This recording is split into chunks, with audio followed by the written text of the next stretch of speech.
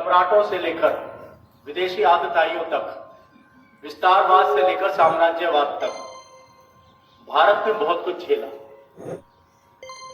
और एक सरदार ही था जिसने शताब्दियों तक जो संभव नहीं हो पाया उसको कुछ महीनों में कर दिखाया। आप यकीन मानेंगे, आज आप जिस जम्मू कश्मीर से कन्याकुमारी को, अगरतला से लेकर अहमदाबाद तक जो आप एक भारत को एक नक्शे में देखते हैं, वो पहले बहुत सारे हिस्सों में बटा हुआ था और उसी का फायदा अंग्रेजों ने उठाया था।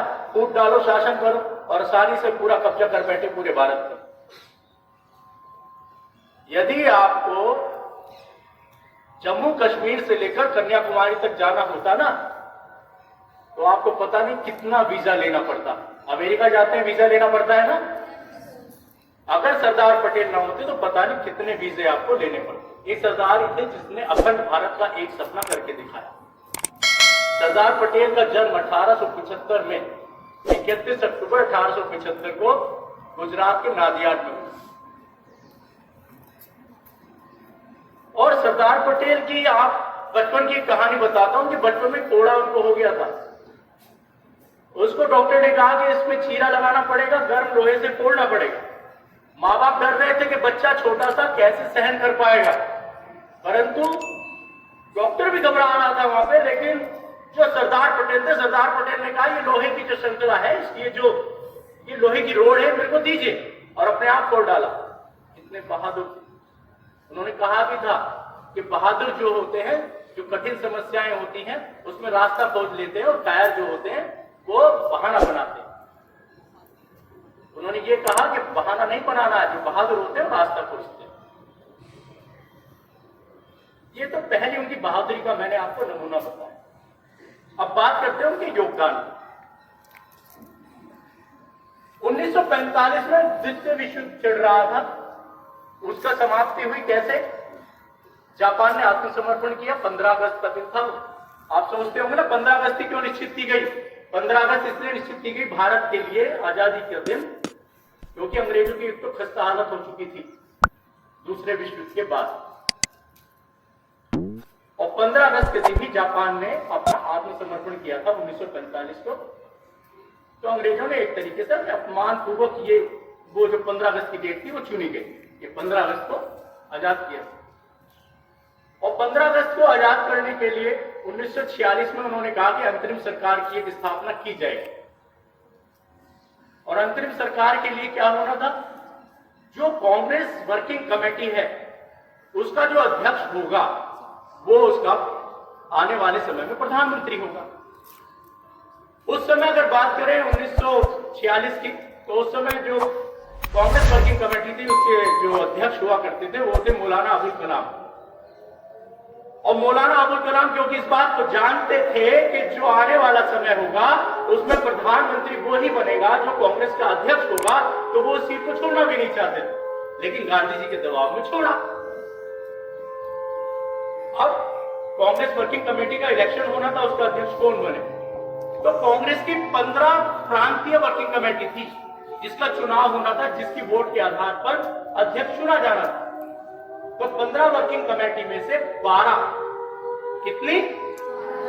12 की वोट सरदार पटेल को मिली थी और बाकी की जो 3 वोट थी वो जेबी कृपलानी को और पट्टाभी सीतारमैया यानी कि नेहरू जी को एक भी वोट नहीं मिली।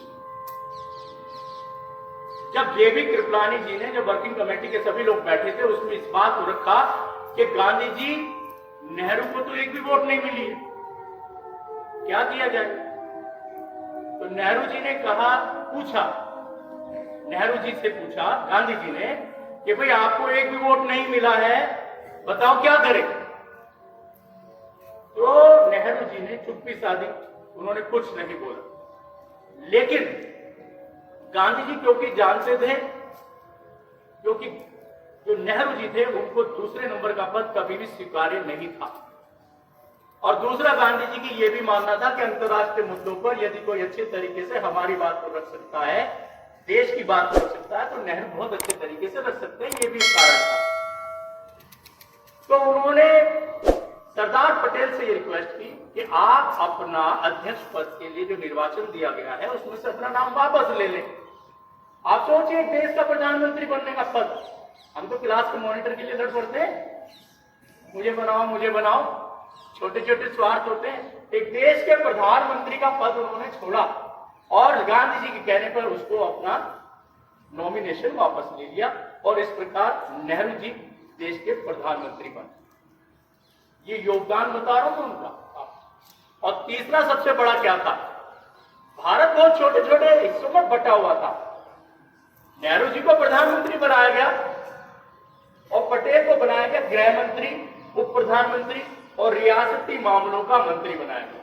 रियासती मतलब भारत बहुत छोटे छोटे रियासतें, लगभग 560 से ज्यादा, लगभग 565 के आसपास रियासतें हुआ करती थी। 565 रियासतें जो थी उनको, जो अंग्रेज थे बहुत क्लेवर थे, उन्होंने क्या किया, हिंदुस्तान और पाकिस्तान को हिस्से कर दिए और जो छोटी छोटी रियासतें थी उनको ये कह दिया कि ये इनका अधिकार होगा कि ये पाकिस्तान में जाना चाहें या इंडिया में जाना चाहें या फिर स्वतंत्र रहना चाहें।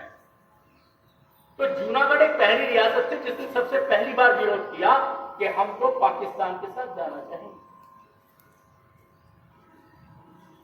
पटेल को ये जिम्मेदारी दी गई कि इन रियासतों को एक करने का काम किया जाए और पटेल ने सारी रियासत को एक कर दिया। लेकिन कुछ रियासतें थी जो कि अपने अहम में, उनके जो राजा हुआ करते थे, उनके जो नवाब हुआ करते थे, निजाम हुआ करते थे, वो अपने आप में अपनी आजाद रहने की उनकी एक इच्छा, अपने आप को आगे बढ़ाने की इच्छा कि हम तो स्वतंत्र राज्य के, स्वतंत्र देश के हम प्रधानमंत्री बने या अपने उसका नेतृत्व करें, ये चीज उनके दिमाग में चल रही थी। और हैदराबाद भी ऐसे ही था, जूनागढ़, हैदराबाद, भोपाल, त्रावणकोर, ये 4-5 रियासतें ऐसे थी और सबसे आखिरी में भोपाल को इंक्लूड किया गया। ये मैं आपकी जनरल नॉलेज के बाद के लिए बता रहा हूं। सबसे लास्ट में भोपाल रियासत को भारत के हिस्से में मिला दिया। जो बात करते हैं हैदराबाद, सभी को मिला लिया गया, लेकिन जो हैदराबाद था क्योंकि उसके निजाम जो थे वो मान नहीं रहे थे, तो पटेल ने वहां पे सेना को भेजकर एक ऑपरेशन पोलो चलाया। क्या चलाया? ऑपरेशन पोलो। ये 13 सितंबर 1948 को चलाया और 4 दिन के अंदर हैदराबाद को अपने कब्जे में ले लिया। आज आप देखते नहीं, अखंड भारत चले जाते हैं कहीं भी बिना वीजा, है ना। छोटे छोटे राज्य ना होते, ये छोटे छोटे देश होते, कॉन्टिनेंटल होते, सब वीजा लगाना पड़ता पहले। तो ये योगदान है सरदार पटेल का। प्रधानमंत्री पद छोड़ा, देश को एक करने का काम किया जिसने कभी नहीं, जो कभी कोई कर नहीं पाया शताब्दियों से, भारत को एक करने का काम किया जो शायद किसी के बस की नहीं था। तो ऐसे थे सरदार पटेल। और उनकी एक स्टैच्यू ऑफ यूनिटी के नाम से एक प्रतिमा भी बनाई गई है जो विश्व की सबसे ऊंची प्रतिमा बताते हैं, 182 मीटर की है वो।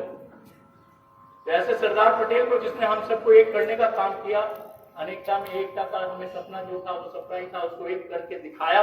तो ऐसे सरदार पटेल को नमन है। ऐसे राष्ट्रीय एकता दिवस को हम हर साल मनाते हैं, उन्हें याद करते हैं। ऐसे सरदार पटेल को हम याद करते रहे, उनके कामों को याद करते रहे। धन्यवाद।